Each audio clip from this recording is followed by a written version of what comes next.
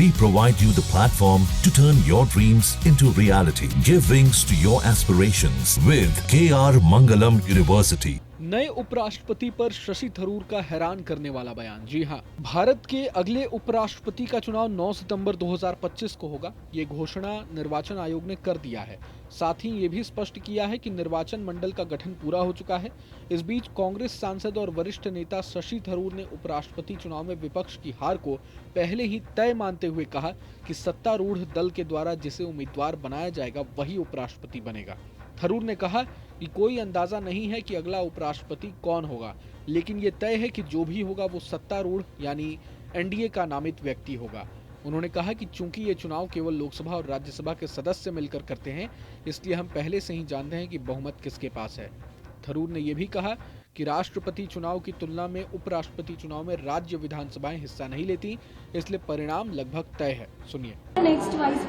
No idea. All I know the question was asked today, and as I said, all we know is that it will be somebody whom the ruling party nominates, because we already know the composition of the electorate.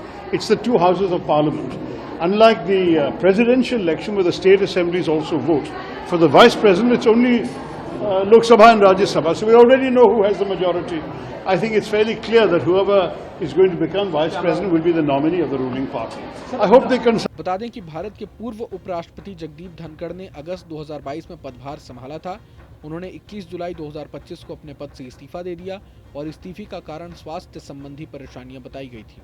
हालांकि उनका कार्यकाल आधिकारिक रूप से अगस्त 2027 तक खत्म होना था, लेकिन उन्होंने करीब 2 साल पहले ही पद छोड़ दिया। उपराष्ट्रपति का चुनाव संविधान के अनुच्छेद 66 के तहत होता है। लोकसभा और राज्यसभा के सांसद इस चुनाव में वोट करते हैं। मतदान गुप्त बैलेट प्रणाली के जरिए होता है। इसका संचालन निर्वाचन आयोग करता है। निर्वाचन आयोग ने यह भी स्पष्ट किया है कि चुनाव की अधिसूचना जारी होते ही मतदाता सूची की अंतिम प्रति सार्वजनिक की जाएगी, जिसे आयोग के कार्यकाल से खरीदा जा सकेगा। गौरतलब है कि बीते 2024 के लोकसभा चुनाव में एनडीए को बहुमत मिला था और राज्यसभा में भी उसका वर्चस्व है। ऐसे में संभावना जताई जा रही है कि एनडीए का उम्मीदवार आसानी से उपराष्ट्रपति चुना जाएगा। हालांकि अभी तक किसी भी दल ने आधिकारिक रूप से अपने उम्मीदवार का नाम घोषित नहीं किया है, लेकिन मीडिया रिपोर्ट्स के मुताबिक कई नामों पर मंथन जारी है और अगस्त के मध्य तक उम्मीदवार की घोषणा की जा सकती है।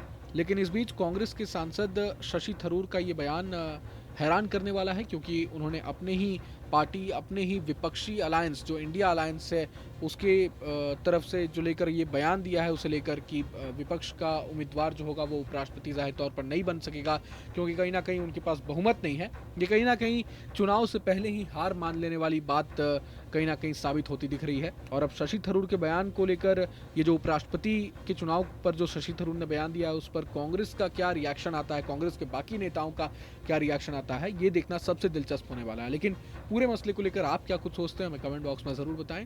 अगर आपको ये वीडियो पसंद आया तो लाइक करें और चैनल को जरूर सब्सक्राइब करें। जहां भक्ति है हर शब्द में, कथाओं में छुपे हैं दिव्य रहस्य और ज्योतिष देता है जीवन को दिशा। धर्म से जुड़ी हर बातों को जानने के लिए हमारे चैनल स्तुति को सब्सक्राइब करें। चैनल पर जाने के लिए इस लिंक पर क्लिक करें।